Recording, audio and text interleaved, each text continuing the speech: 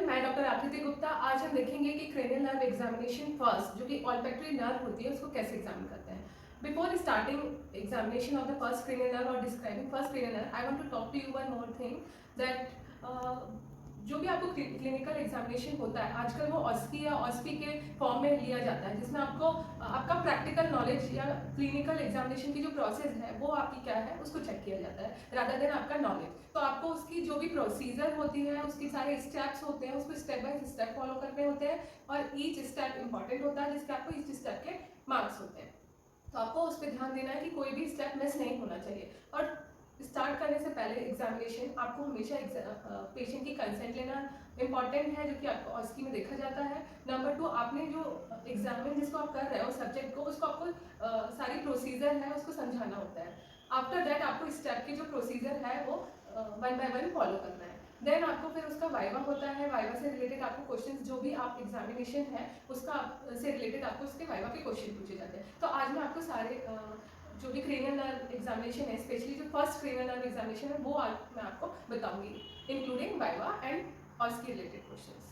तो हम स्टार्ट करते हैं। फर्स्ट क्रेनियल नर्व होती है ऑल्फैक्टरी नर्व। ऑल्फैक्टरी नर्व है ये जो कि प्योर सेंसरी नर्व होती है। What is the function of olfactory nerve? Yes, smell और ऑल्फैक्शन।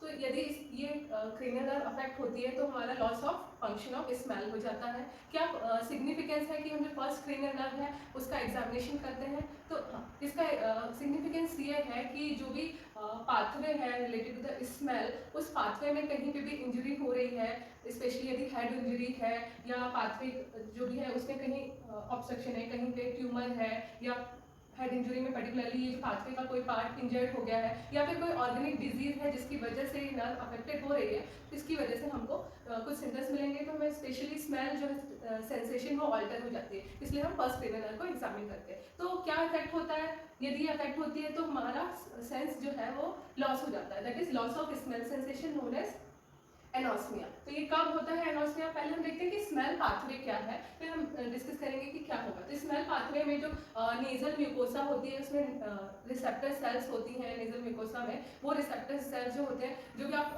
सब्सटेंस है, ऑर्डर है, वो स्मेल का रिसेप्टर को स्टिमुलेट कर देता है। वो वोलेटाइल सब्सटेंस होते हैं तो स्मेल रिसेप्टर को स्टिमुलेट कर देते हैं। तो स्मेल रिसेप्टर स्टिमुलेट होने के बाद ये ऑल्फैक्टरी नर्व के through cribriform plate of the ethmoid bone उसको क्रॉस करता है और ये फिर ऑल्फैक्टरी ग्लोमेरुलस तक पहुंचता है ऑल्फैक्टरी बल्ब में, और फिर ऑल्फैक्टरी बल्ब से ये ऑल्फैक्टरी कॉर्टेक्स में जाता है। वहाँ पे इसका इंटरप्रिटेशन होता है कि कौन सा स्मेल है या क्या ऑर्डर है स्मेल की सब्सटेंस की। तो यदि ये सेंसेशन लॉस्ट हो रहा है इसको हम एनोस्मिया कहेंगे। तो ये हो सकता है कि कहीं पे कुछ नेजल इंजरी हुई हो या एट्रोपिक राइनाइटिस हो, राइनल प्रॉब्लम हो जिसकी वजह से रिसेप्टर सेल अफेक्टेड हुई हो, या यहाँ पे रिसेप्टर सेल में कुछ अफेक्टेड है, या फिर कुछ हेड इंजरी हुई है जिसकी वजह से क्रिब्रिफॉर्म प्लेट की इंजरी हुई है, या कुछ इन्फेक्शन है उनमें ही अफेक्ट हो जाता है, उनमें ही अफेक्ट हो जाता है। फिर यदि हेड इंजरी में ऑल्फैक्टरी बल्ब या फ्रंटल लोब का ट्यूमर है उसमें ही अफेक्ट हो जाएगा, या फिर ऑल्फैक्टरी कॉर्टेक्स में कोई प्रॉब्लम है।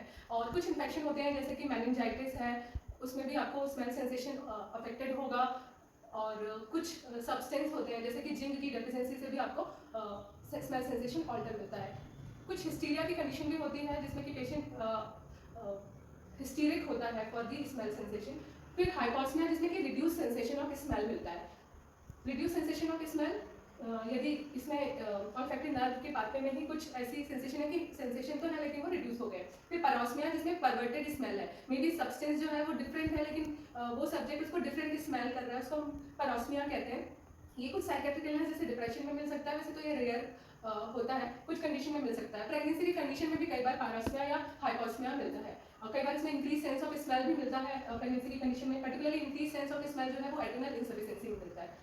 फिर क्या पिक्यूलैरिटी है ऑल्फैक्टरी पाथवे की? ऑल्फैक्टरी पाथवे की पिक्यूलैरिटी ये है कि जो दूसरे सेंसरी पाथवे होते हैं, दूसरे जो पाथवे हैं वो हमेशा थैलेमस में रिले करते हैं, पर ये जो स्मेल पाथवे होता है वो थैलेमस में रिले नहीं करता। दूसरा ये इसकी पिक्यूलैरिटी है स्मेल पाथवे की कि स्मेल सेंसेशन या स्मेल पाथवे जो है वो कीमो रिसेप्टर या कीमो रिसेप्टर सेंसिटिव होते हैं ये पाथवे। तो ये इनमें एडॉप्टेशन की टेंडेंसी होती है, इसमें immediately with in a minute with in a second इसमें एडॉप्टेशन हो जाता है। इसकी वजह से हमको एक और फंक्शन यहाँ पे मिलता है ऑल्फैक्टरी फटीग। आपने देखा होगा कि कभी भी कोई सेंट है या परफ्यूम है जो हम खुद यूज़ कर रहे हैं, तो हमें जब हम उसको यूज़ करते हैं तो हमें उसकी स्मेल आती है, लेकिन जब हम उसको बॉडी में अप्लाई कर लेते हैं कुछ समय बाद हमें उसकी स्मेल नहीं आती, या फिर कोई सेंटेड रूम में जब हम एंट्री लेते हैं तो हमको उसकी स्मेल आती है, आफ्टर स्पेंडिंग सम टाइम हमको उसकी स्मेल नहीं आती, जो कि उसी टाइम यदि कोई और पर्सन एंटर लेता है उस रूम में तो उसको स्मेल आती है। तो ये क्यों होता है? Just because of the olfactory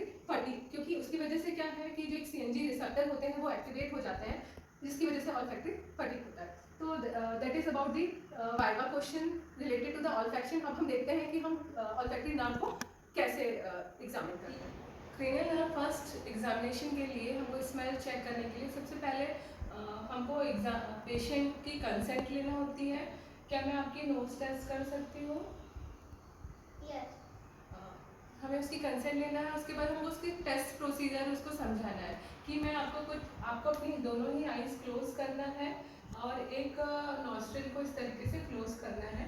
मैं आपको कोई सब्सटेंस स्मेल कराऊंगी और मैं आपसे पूछूंगी कि आपको स्मेल आ रही है और किस चीज़ की स्मेल आ रही है, तो आपको उसको बताना है। फिर अगेन आपको दूसरी नॉस्ट्रिल क्लोज करना है और आपको स्मेल करना है। जब मैं आपको पूछूंगी तो आपको बताना है कि आपको स्मेल आ रही है और किस सब्सटेंस की आपको स्मेल आ रही है। ओके,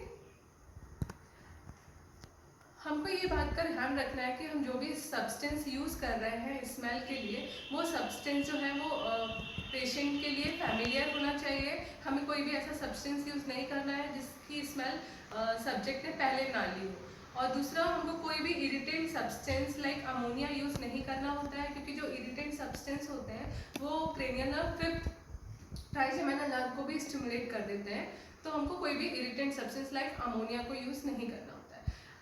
बिफोर स्टार्टिंग हमको सबसे पहले हमको ये देखना है कि जो दोनों ही नॉस्ट्रल है सब्जेक्ट की वो पेटेंट है या नहीं है। ऐसा तो नहीं है कि उसको कोई न्यूरोलॉजिकल डिजीज नहीं है लेकिन उसको स्मेल नहीं आ रही, जस्ट बिकॉज ऑफ दी उसकी नोस्ट्रल जो है वो पेटेंट नहीं है, because of the common cold जैसी प्रॉब्लम तो नहीं है। तो उसके लिए हम उस पेटेंसी टेस्ट करते हैं। पेटेंसी टेस्ट के लिए दो टेस्ट होते हैं, एक होता है cold spatula test. Cold spatula test के लिए हम एक स्पैचुला लेते हैं। स्पैचुला को हमको आपको अपनी नोज क्लोज करना है, एक नोस्ट्रिल आप क्लोज करिए, हाँ, और इसमें इनहेल और एक्सहेल करिए, नोज, हाँ, एक्सहेल करिए। जब पेशेंट यहाँ पे मिस्टिंग दिख रही है, हमको फॉग दिख रहा है। जब हम पेशेंट को एक नॉस्ट्रिल क्लोज करके एक्सहेल करने, इनहेल करके एक्सहेल करने कहते हैं तो यहाँ पे मिस्ट आ जाती है। इसको हम कोल्ड स्पैचुला टेस्ट कहते हैं। इट मीन्स कि इसकी ये नॉस्ट्रिल जो है सब्जेक्ट की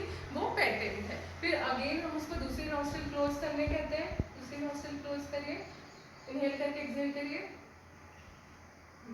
यहाँ पे भी मिस्ट आ गई है। यदि मिस्ट आ जाती है इट मीन्स कि ये अदर नॉस्ट्रिल भी इसकी पेटेंट है। इसको हम कोल्ड स्पैचुला टेस्ट कहते हैं। कोल्ड स्पैचुला टेस्ट इसलिए कहते हैं क्योंकि जो पेशेंट की एयर होती है, इंस्पायर एक्सपायर वाली एयर, वो वार्म होती है, और जब मेटल होता है या ये स्पैचुला होता है वो जब वार्म एयर उस पर पड़ती है तो उस पर मिस्ट आ जाते हैं, तो मिस्ट देखते हैं इसमें। इसको कोल्ड स्पैचुला टेस्ट कहते हैं। ये फॉर पेटेंसी चेकिंग होता है। इसके अलावा हम वूल कॉटन टेस्ट भी कर सकते हैं, इसको कॉटन वूल टेस्ट भी कहते हैं। इसमें हम अगेन पेशेंट को कहेंगे कि वो अपनी एक नॉस्ट्रिल क्लोज कर ले, उसको इनहेल करके एक्सहेल करने कहते हैं। तो यदि नॉस्ट्रिल उसकी पेटेंट होती है तो इसमें मूवमेंट होता है। इस नॉस्ट्रिल को करिए, इस हैंड से सीधा रखिए और करिए, नॉस्ट्रिल को क्लोज करिए, हाँ, क्लोज करिए, हाँ, उस नॉस्ट्रिल को क्लोज करिए। ये आप देख रहे हैं कि इसमें मूवमेंट हो रहा था, इट मीन्स कि इनकी दोनों ही नॉस्ट्रिल जो है वो पेटेंट है। इसको पेटेंसी टेस्ट कहते हैं, कॉटन वूल टेस्ट। अब हम स्मेल टेस्ट करते हैं। आप अपनी दोनों ही आईज क्लोज करिए, आपको बताना है, एक नॉस्ट्रिल क्लोज करिए, नॉस्ट्रिल क्लोज करिए, हाँ, अब बताइए कि ये क्या स्मेल है। पहले आपको खुद करके देख लेना है कि इसमें स्मेल है कि नहीं। नॉस्ट्रिल क्लोज करिए,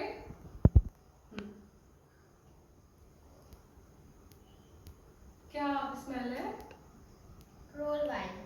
क्लोराइड। अब दूसरी नॉस्ट्रिल क्लोज करिए, आपको खुद से भी अपने स्मेल देख लेना है। नॉस्ट्रिल क्लोज करिए, क्या स्मेल है? फिर से वो वाली नॉस्ट्रिल क्लोज करिए, कॉफी पाउडर. इस तरीके से आपको दोनों ही नॉस्ट्रल क्लोज करना है और उसको सेपरेटली एग्जामिन करना है. तो ऑस्की में हमेशा आपकी स्क्रिप्ट में आपको लिखा होता है कि आपको क्रेनियल नर्व 1 एग्जामिन करना है इन द गिवन सब्जेक्ट, या फिर आपको कोई भी क्रेनियल नर्व दी है उसमें आपको दिया होगा आपको राइट आई या राइट नोज चेक करना है या लेफ्ट. यदि नहीं दिया है तो आपको दोनों ही साइड चेक करना होता है, राइट और लेफ्ट, और सेपरेटली उसको रिपोर्टिंग करना होता है. तो that is about the olfactory nerve examination.